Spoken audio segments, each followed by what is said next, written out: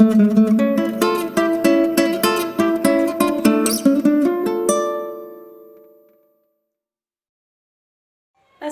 عليكم اعزائي المشاهدين، ان شاء الله كامل تكونوا بخير وتكونوا بصحه جيده. ان شاء الله الفيديو تاع اليوم يلقاكم بافضل الحال.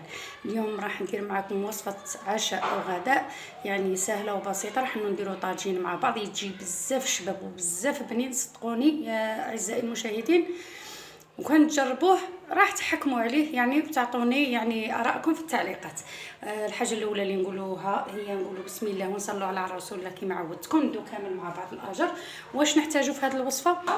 نقولوا بسم الله. راح نحتاجوا 2 وريقات تاع الرن، نحتاجوا يعني مرصو تاع الدجاج، يعني اي انا من نفضل الكويس من جهه الكويس يعني باش يجي بنين. وراح نضيفوا البصله، يعني شحال ما كثرتوا هذه البصله الوصفه تاعكم تجي بزاف بنينه وعاقده، يعني وتجي كما حنا نقولوا البصله يعني تبنن الماكله صراحه. راح نديروا البصله بهذا الشكل هكا، يعني البصله تذوب. راكم تشوفوا شحال درت هنا، راح تولي تذوب كامل. البصله انا هنا راني دايره 2 حبات، الحجم تاعهم كبير. الله اكبر، الحق الاذان يأذن. راح نضيف الزيت بهذا الشكل هكا،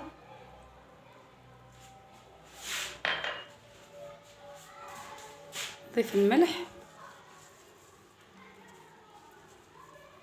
بهذا الشكل. وراني هنا انا شعله الغاز. شوف راح نخليها تذوب حتى تذوب كامل، ونرجع لكم نكملوا بقيه الوصفه مع بعض. يعني مره طلعوا عليها تحركوها. بالنسبه لي طيبوا في الطاجين تاع الطين، بالنسبه لي طيبوا نيشان في المول تاع الكراطه.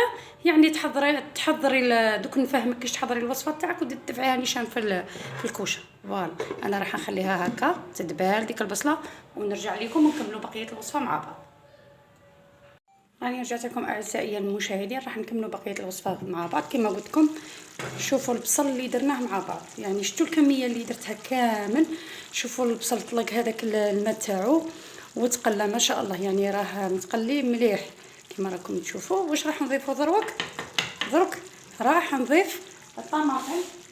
راني قطعتها يعني كما راكم تشوفوا مرصيات، ما تطحنوهاش البنات الطماطيش، قطعوها هكا مرصيات بهذا الشكل هكا، بهذا الشكل هكا. وراح نضيفوا التوابل اعزائي المشاهدين. ديروا سكنجبير، بطبيعه الحال ما نستغناوش على السكنجبير، يجي في الطاجين يعني يعطي بنه بزاف هايله بهذا الشكل هكا. وراح نضيفوا الكركم برك ما تكثروش الكركم، خاطر عنده واحد البنه يعني قاطعه، كي تكثروا منه تجي في وسط الماكله. ديروا في الحبه الكحله. نضيفوا فلفل اسود. البنات تبغوا تضيفوا فلفل احمر ديروا. انا للامانه الفلفل الاحمر كمل لي ما بقاليش، بصح تقدروا ديروا الفلفل الاحمر، يعطي بزاف، يعطي لون شباب ويعطي ثاني قو شباب في الطاجين تاعنا. انا راح نغطي الطاجين نخليه يزيد يتجمر شويه مع هذا الطماطيش ونرجع لكم. ودرك اعزائي المشاهدين كما راكم تشوفوا فوالا الطاجين تاعنا يعني الطماطيش بدات يعني تذوب مع ديك البصله بهذا الشكل. راح يعني نديروا البطاطا، يعني البطاطا ديروا على حسب افراد العائله، كل واحد يدير يعني على حسب العائله تاعو.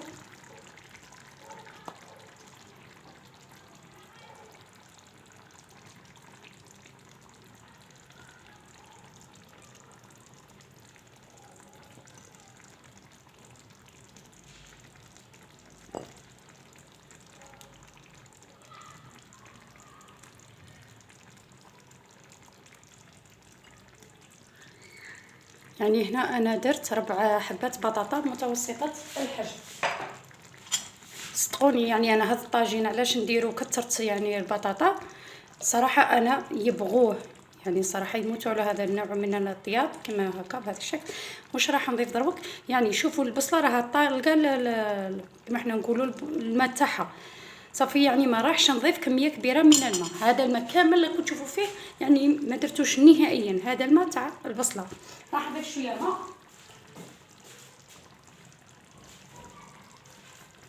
الماء كيما عودتكم قلت لكم الماء يعني نسخنوه يكون سخون. راح نضيف قليل، حاجه قليله مش بزاف، هذا الشكل هكا.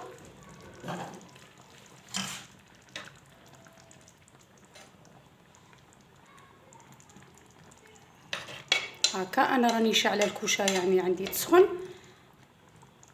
راح ندفعوه في الكوشه يطيب. انا ما راحش ندفعوه بالبلع، البلع راح نحيه وراح ندفعو كيما راح هكا نديرو في وسط الكوشه يطيب. راح نديرو يطيب وكي يوجد الطاجين تاعنا راح نوريه لكم ان شاء الله. راني رجعت لكم اعزائي المشاهدين بعد ما يعني خليته في الكوشه دالي يعني ساعه تاع الطياب، ساعه.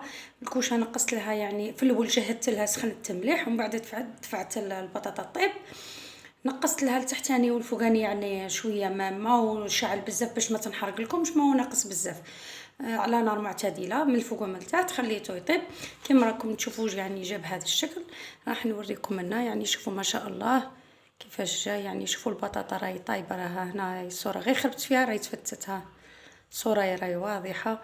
هذيك البصله يعني جات بزاف هايله صدقوني، وصفه بزاف بنينه، ان شاء الله تجربوها. بالنسبه للاخوات اللي ما عندهمش الطاجين يعني تقدري تميلونجي البصله مع البطاطا مع الطوماطيش، ديري الزيت، ديري التوابل تاعك، ديري الدجاج تاعك وتسخني الماء وتميلونجي كامل الخليط مع بعض وتسخني الماء وتدفعي في الكوجات تاعك داك الطاجي المول، تغطيه بورقه طهي وتزيدي الالومنيوم ولا ما عندكش معليش يعني حطيه بلا يكون متين وخليه في الكوشه يطيب.